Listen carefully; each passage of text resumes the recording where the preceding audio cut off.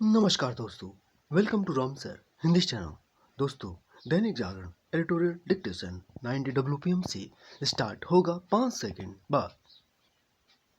Dictation start. Supreme court ने उच्च शिक्षा संस्थानों में जातिगत भेदभाव रोकने के लिए विश्वविद्यालय अनुदान आयोग यानी यूजीसी की ओर से लाए गए नए नियमों पर रोक लगाकर कलह और अविश्वास के वातावरण को ही दूर करने का काम किया है।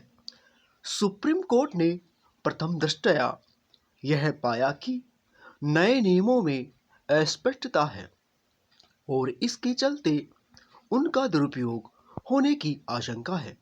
अच्छा होता कि इसे यूजीसी की ओर से ही भांप लिया जाता और उसकी ओर से ऐसे नियम बनाए जाते जो दुरुपयोग की आशंकाओं को जन्म नहीं देते।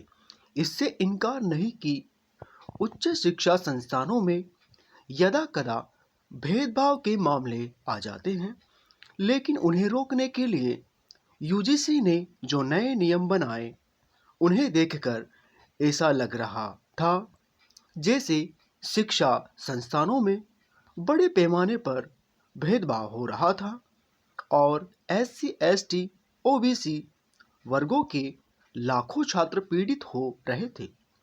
निसंदेह ऐसी स्थिति नहीं थी। सच यह है कि शिक्षा संस्थानों में जातिगत भेदभाव की कुछ ही शिकायतें सामने आती थी और उनमें भी चुनिंदा ही सही पाई जाती थी। आखिर ऐसे में नियम क्यों बनाए गए जो यह प्रतीति करा रहे थे कि शिक्षा संस्थान जातिगत भेदभाव के गढ़ बन गए हैं। जब नियम कानून बनाते समय कोई समस्या अतिरंजित दिखाई जाती है तो समाज में गलत संदेश तो जाता ही है, राजनीतिक रोटियां सेकने वालों की भी पोबारह हो जाती है। यूजीसी के नियम के मामले में भी ऐसा ही हुआ। इन नियमों को लेकर विभाजनकारी राजनीति होने लगी और आरक्षित एवं सामान्य वर्गों को एक दूसरे के खिलाफ खड़ा करने का काम होने लगा।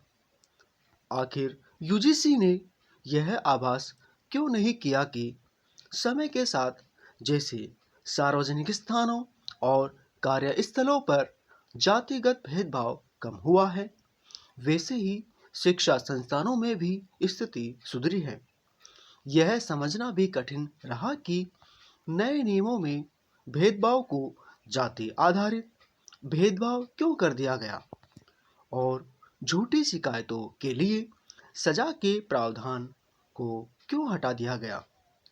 फिलहाल कहना कठिन है कि यूजीसी के नियमों में किस तरह के संशोधन परिवर्तन होंगे, लेकिन यह ध्यान रखा जाए तो बेहतर कि किसी भी तरह के भेदभाव रोकने के उपाय ऐसे नहीं होने चाहिए जो समाज को जाति के खांचों में विभक्त दिखाए। इस संदर्भ में सुप्रीम कोर्ट ने यह सही कहा कि हमें उस स्थिति में नहीं जाना चाहिए जहां भिन्न भिन्न वर्गों के लिए अलग अलग शिक्षा संस्थान हो। देश को ऐसे वातावरण की ओर बढ़ना चाहिए जिसमें कहीं भी किसी तरह के भेदभाव के लिए कोई गुंजाइश न रहे और यदि कहीं कोई समस्या सामने आए तो उसका समाधान इस तरह किया जाए जिससे सामाजिक सद्भाव को बल मिले। शिक्षा संस्थानों में तो ऐसा वातावरण होना और भी आवश्यक है। स्टॉप।